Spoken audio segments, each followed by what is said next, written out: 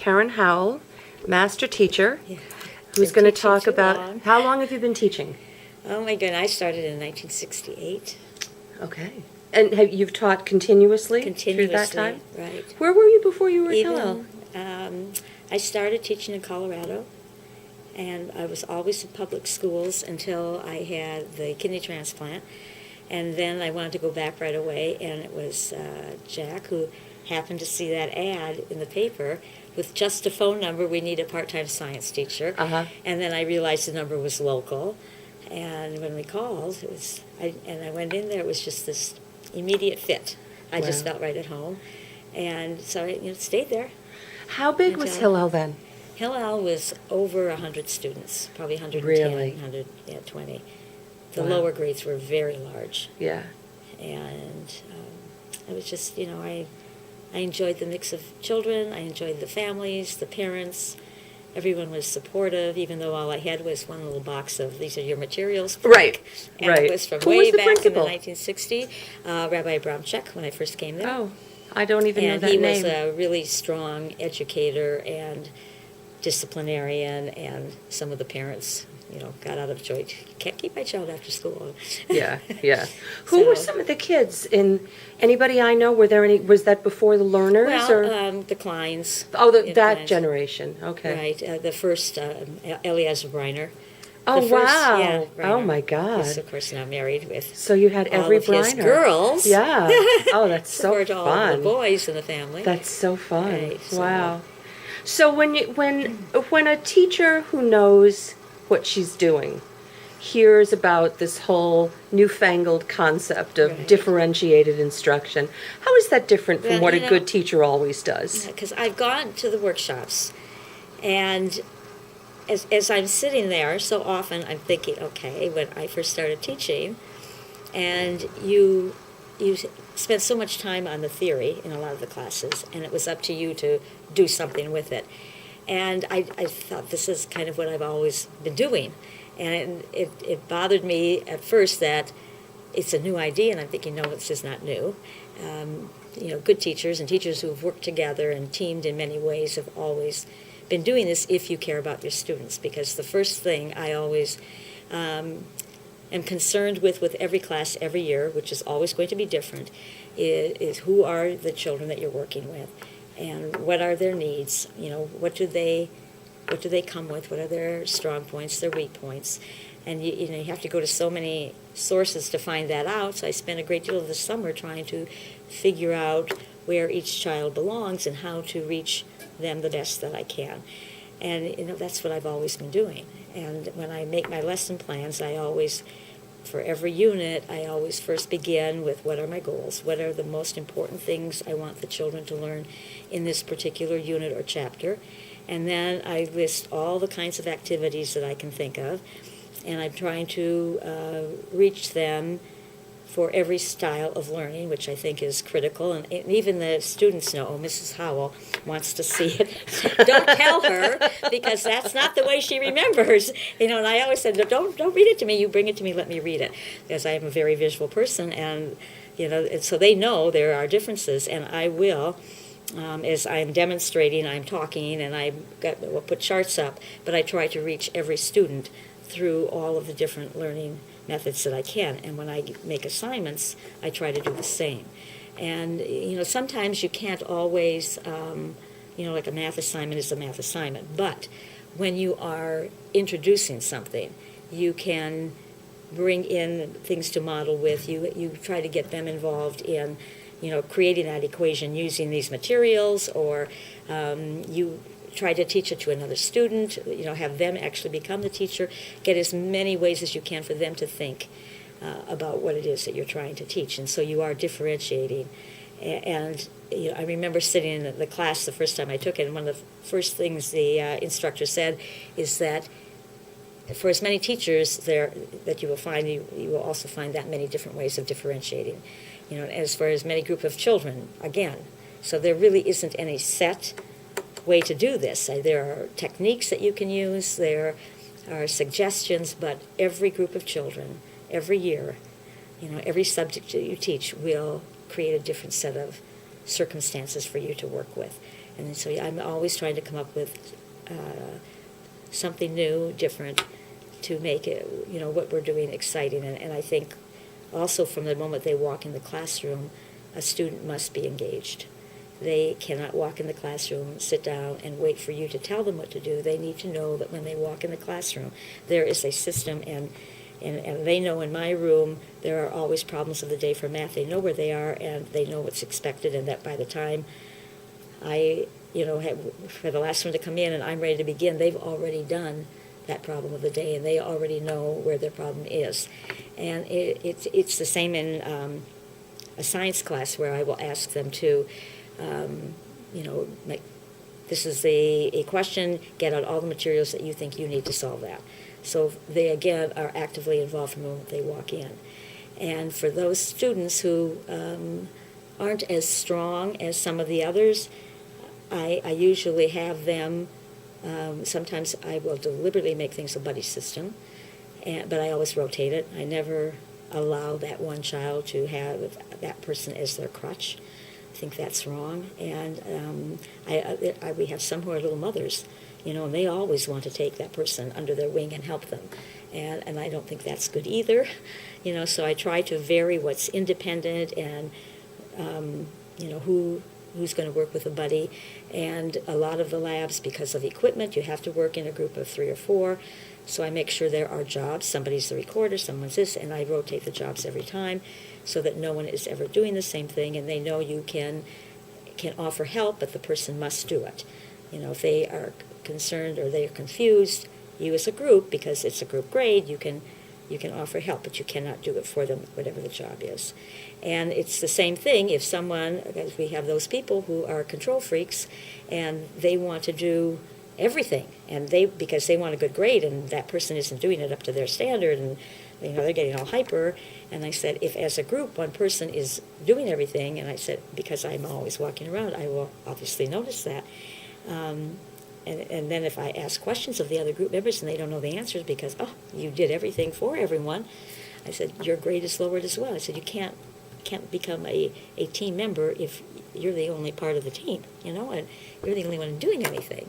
And I said, that's all part of learning how to cope with life. I said, that's, you will not be going through life doing everything yourself your way. So trust me, it'd be nice, but that does not happen that often.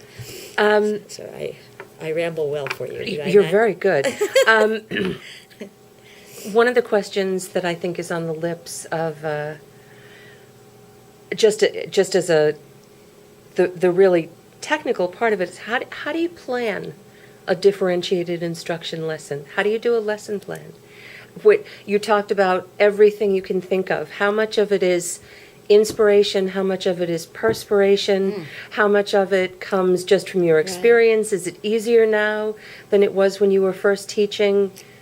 Well, I tend to make things more complicated as I go because I keep thinking of more things, and I've never, cut myself off, which I probably should. I should learn to do that and learn to say no, and I never have done that.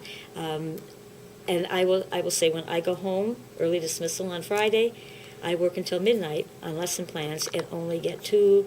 I do the math, and then I have the science. I do the enrichment group, and I'm also teaching bio to the high school girls.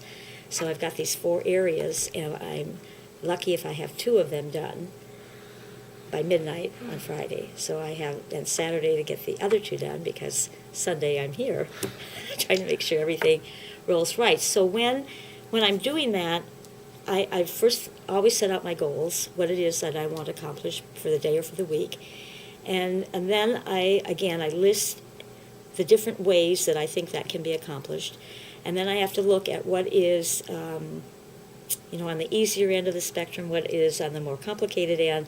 And then I try to write the assignment open-ended if I can, so that those children who are more capable, that's the part that they are aimed at. And I know the math students, I actually sometimes will write other separate plans for them.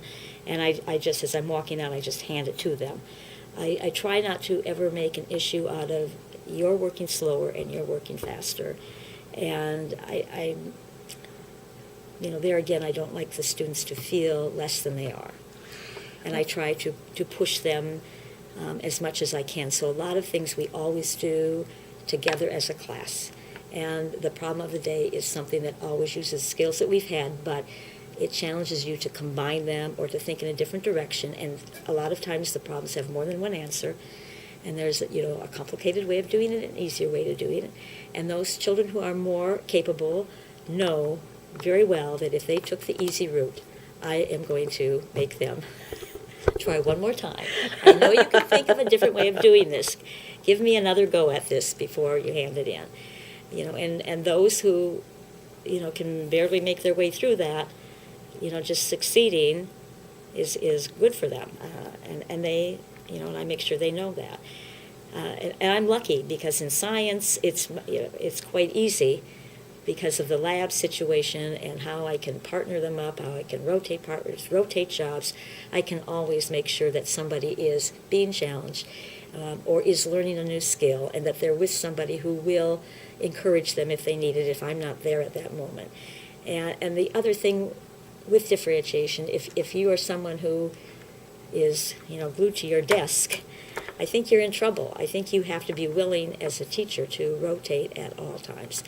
You have to be as engaged, more engaged in those students with each one of them. I mean, you have to be able to see that one is already having trouble, and you've got to be there. And at the same time, handing something else to another person, why don't you try this set of variables as well? See if you can get those to work, because they need another challenge. So you have to be on the move at all times. I mean, my desk has no chair, and the only reason that it is in there is it's glued to the floor. At Hillel, as you know, I had no desk in that room. I had them pull it out. And so it has become the kind of the storage place of many things that we all need. Uh-huh. And they know that just don't touch some of the piles on the top. But other than that, it's, it's just an area to store things. And I think when I'm in other classrooms, I find that a lot of people aren't comfortable, or they don't have the energy or something, but they're not moving around enough. They're not really involved with the students. And, granted, sometimes you're taking a test, or you're writing, and, it's, a quieter time in the room. But even when I did some things with language arts, I was moving around the room, and I was trying to read as they were going so that things could be corrected, or suggestions could be given. This is a great paragraph. Why don't you think about this for the next paragraph? Or look at the wording on this one. Is there a better way that you could say that? Maybe you need to go get a thesaurus. Try doing your spelling. But there again, even as a teacher, if you're doing that, when you get the final product, it's so much better than if you wait for them to sit there and you sit there quietly while they're doing that and then they turn it in. I mean, I think that's true with a lot of things. You just really need to be really involved with them at all times. Do you think that it's the most effective method of teaching, the differentiated instruction? I think it has to be used, but I know one of the things that I am always telling teachers, and there was a new teacher at the school last year, and I spent a lot of time with her, and I looked at her plans, and I realized, not only does she like to sit at the desk, but I realized that the way she was writing her questions was leading to a dead end. And you've probably heard Bloom's taxonomy of questioning. To me, that is, every teacher needs to have that, in their brain, and it must be there at all times. If you ask somebody, like the student working with the acid rain, does the sulfuric acid create an impact on the environment? Well, that's a yes/no question. You're going to go nowhere with that. And the student will answer you yes or no. And you can sit there and look at them, and maybe they'll give you more, but, in their mind, they answered the question. Mm-hmm. So you really have to think and try to use the words that make them evaluate or analyze, critique what they're doing, and not just give you that yes/no answer or just the definition. And I think that's where a lot of teachers stop the whole thinking process. And you really stop motivation. And children are excited if they have a lot of different parts, and I can put these together, and I can put them together however I want, and And then, I may be asked why I did it that way, but, I've got a reason. I can explain why I did that. And then you may be asked, is it successful or not? Can you prove to me why your way is a good way and why it's working or not working?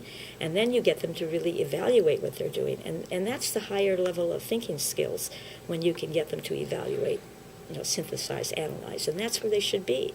And some students at the very beginning, yes, they're at the definition level, but if you allow them to stay there, and if you are only giving them questions like, what is this, or how does this work, or you're not allowing them to expand, to grow, and you're taking a lot of the excitement out of learning. So while you're differentiating and you're making those lesson plans, you really need to think how you're asking the questions, how you're setting up the whole problem that they're going to work on.